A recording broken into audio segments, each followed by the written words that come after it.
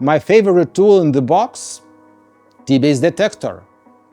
I like it so much because it allows the clinician to detect what kind of TiBase height is going to be used for final restoration and will help to achieve zero bone loss.